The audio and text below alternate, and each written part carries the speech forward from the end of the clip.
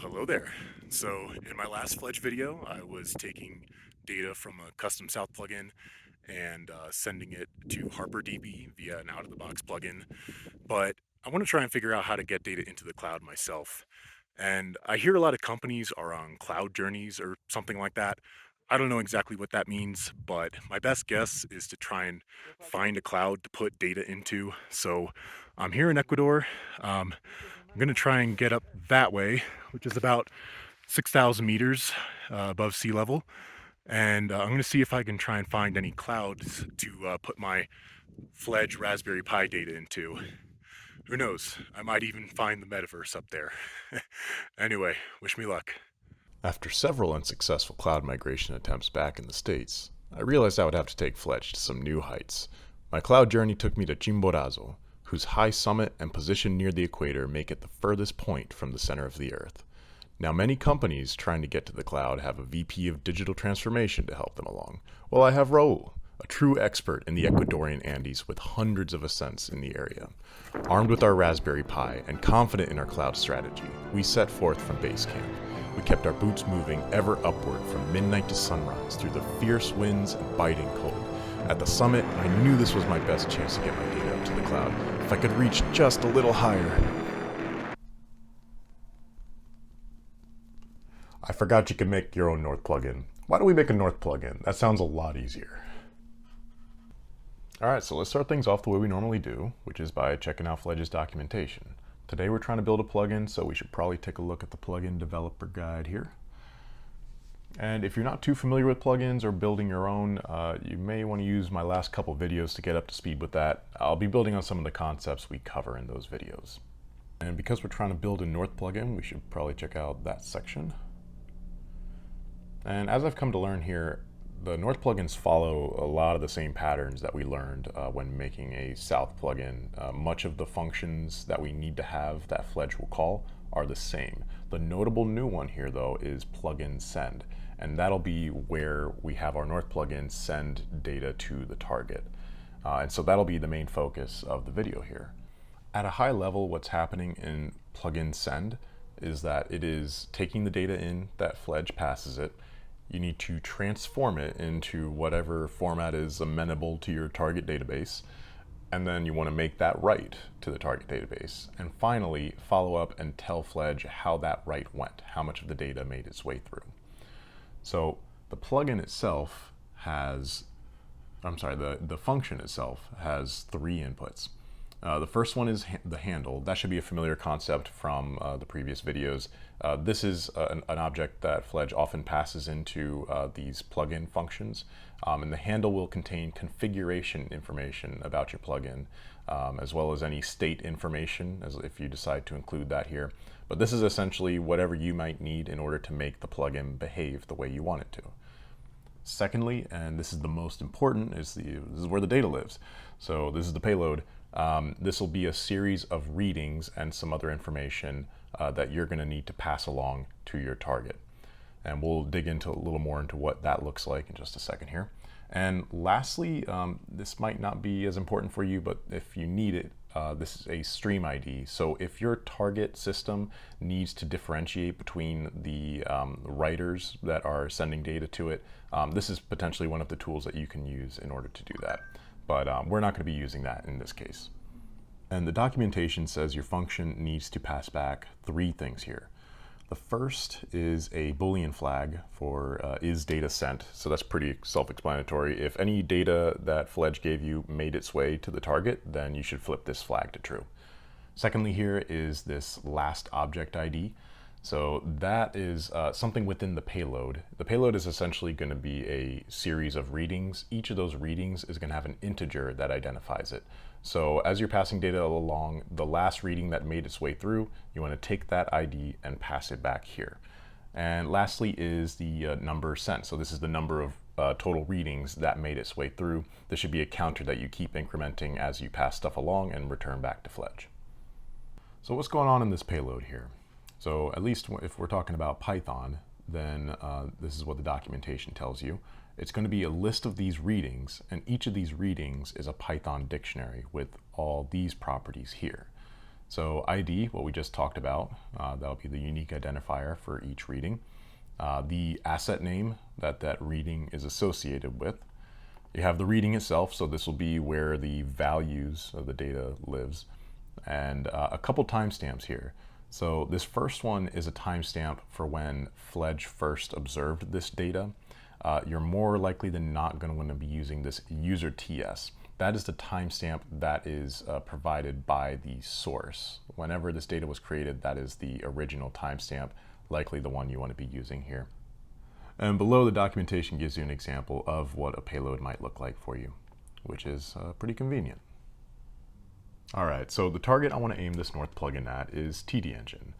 At its core, TDengine is a time series database, and it's designed with industrial use cases in mind. So, I mean, to me, it just makes a lot of sense for there to be a bridge between these two different systems. So, like on one end, you have a modern open source edge software that speaks a bunch of different industrial protocols.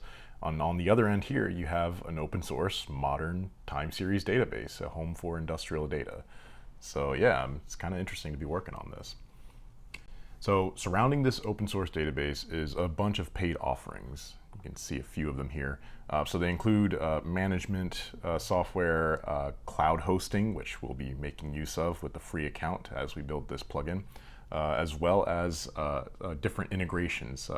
Notably here we have the Pi connector. If you're coming from the Pi world, then that should be of note to you. Shout out to Lonnie and Marcos for building that one. So essentially what we're doing here is we're building a new inroad into this system. And just in the process of making and recording this video, I realized that there is a paid offering to get OPC data into TDengine. Fledge will also do OPC data, so I'm kind of making an alternative to a paid product. So we'll see what TDengine sales department has to say about that. But anyway, that's what we're doing here. Now, how am I going to write my data over to TDengine? Well, the answer is, of course, the easiest way possible, which in this case is a Python library made by TDengine. Because I have a Python North plugin, I can just import this Python library into it and use it to start packaging and sending data over. So the nice thing about it too is that you just use SQL-like statements in order to make the changes on the database and to write the data over. So to me, this was the obvious place to start. This might be something I change in the future if I keep working on this plugin, but definitely a good place to start. All right, so let's actually take a look at this plugin I managed to slap together here. So because we're doing a Python plugin where we have a Python script here, I'm importing a bunch of libraries. Most notably about it is this Taos REST import. That comes from the TaoSpy library, which is what's going to allow me to interact with TDengine. And I just wanted to point this out here while we were here. When I built the South plugin and in my other experiences, I was able to set up the logger with this line here. For some reason, that did not work this time around when making the North plugin. With a little digging, I found out that you need to make sure to include this parameter when spinning up that logger object, which, if you're not sure, it's actually what allows you to pass messages along to Fledge's system logs. So again, not sure why that happened, but maybe this this could save you several hours of time if you know this. Yeah, all right, so next up we have the configuration. So what I want to put together here is the information that we need in order to properly interact with TDengine. So the plugin name is pretty standard here, but importantly is this source parameter. From the testing in my experience, I saw that this source configuration item is needed in order for the North plugin to work. And essentially what it allows you to do is choose between what's called readings or statistics. Readings is the data itself that actually comes from the assets, which you would expect to be what you want to pass along. But you also have the option to pass along statistics, which are more internal information about the state of the plugin and how it's behaving. So just something worthwhile. I've never gone too deep into that, but I'd say in most cases, you're going to want to make sure to select the readings option. Next up is the URL. So that's actually the URL of the cloud instance of TDengine that we want to connect to. And the token. So I have a specific account. That account has a token, and this is how the North plugin will authenticate to it. And next up is the database. So there's a particular database. We need to specify the name in order for the North plugin to write to it. And lastly here is a plugin ID. Essentially, I'll go into a little more detail about this, but it'll essentially be used as a tag in any of the tables that get created in TDengine. Next up is plugin info, and I think it's pretty similar to what we did with making the South plugin. The notable difference here, just make sure to specify your type as North. All right, next up we have plugin init, which is what Fledge is going to call whenever it wants to start a new instance of your North plugin. And if you remember from the last video, what happens here essentially is that you get passed in the configuration information and you end up passing whatever you need to back out as the handle, which then gets used by any subsequent function call. So essentially what I'm going to try and do during this init process is also connect to our TDengine database. So I'm pulling some information out of the config that comes in, and I'm using that tauspy Python library in order to make a connection here. I'm declaring it as a global variable because I'm going to be using it down here in plugin send. And one of the last things I do here, I'll go into more detail about this, but I'm creating some super tables in TDengine. So it'll be a lot easier to explain if we're actually looking at the UI in TDengine, so we'll cover it then. Okay, here we have the real meat of the plugin, which is this plugin send function. So I think I'm going to avoid going through every single line of code I have here. This would make it pretty tedious, but just as a reminder, at a high level, what we're doing here is we are taking the data that comes in from Fledge, we are transforming it into a way that TDengine will understand, we're passing it along to TDengine, and then we're telling Fledge how that whole process went. So just going through here, I'm bringing in that con object that we made in the plugin init. We're initializing some variables, and we're pulling a couple pieces of information out of the handle. Next up, I'm going to start iterating through the payload that Fledge gave me and start constructing a insert string. There's basically a SQL-like insert statement that I'm going to use to move all this data into TDengine. So I'm iterating through each reading and constructing pieces of this insert string as we go. And part of that involves converting the timestamp into a compatible format for TDengine and all that good stuff. Now, as far as I know, this could be configurable, but there is a SQL statement max length of 65,000 characters in TDengine. I have a feeling that's configurable, but just for the time being, what I'm doing is if that string starts to get too long, I just cut it off where it is and actually send that over to TDengine. But otherwise, if we don't need to cut it off at the very end here, I send that insert statement over, all the while keeping track of the number of total readings sent and all the good stuff that we need to pass back to Fledge once we're done. And just to take a quick look at the actual insert statement here, I'm just tacking a little insert into string onto this and sending it over and letting the main program know how that process went. All right, so now that the plugin is ready, let's get it set up in Fledge. So this will follow a lot of the same ideas that we did with the South plugin. We're just going to get the prerequisites installed and get a Python file set up in the right place in the Fledge file structure. So we are SSH'd into my Raspberry Pi that I have Fledge running on. And first thing I want to do is get that tauspy Python library on here. So I'm just going to do pip3. There we go. Pip3 install tauspy. So in this case, I already have it set up here. Surprise, surprise. I've been working on it. But yeah, so that would be the first step here to get the Python library installed. And next we want to get the Python file over in the right spot. So this is the file path we'll want to go to set up a new North plugin. We'll go there and let's make a new folder for TDengine. So sudo mkdir TDengine.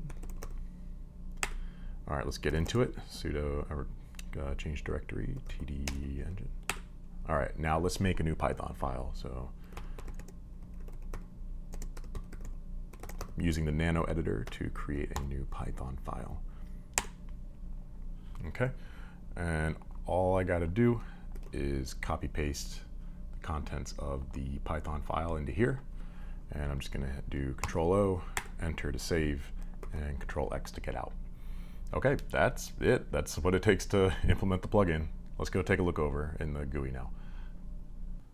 All right, so now we're in the Fledge GUI of the Fledge instance that's running on my Raspberry Pi. And just to give an idea of what we already have going on here, we have a South plugin that's running right now. It's the BME 680 plugin that I made in the last video. So that's actively getting readings from the BME 680 sensor that's attached to the Raspberry Pi.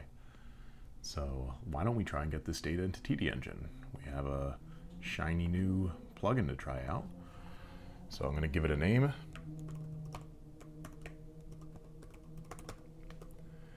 Okay, and I have the option here to add it as a service. I'm not sure exactly the way this works, but I decided to just keep it periodic. I'm assuming that it would just send data over under certain conditions, but for my purposes, having a plugin send run every 30 seconds sounds fine to me.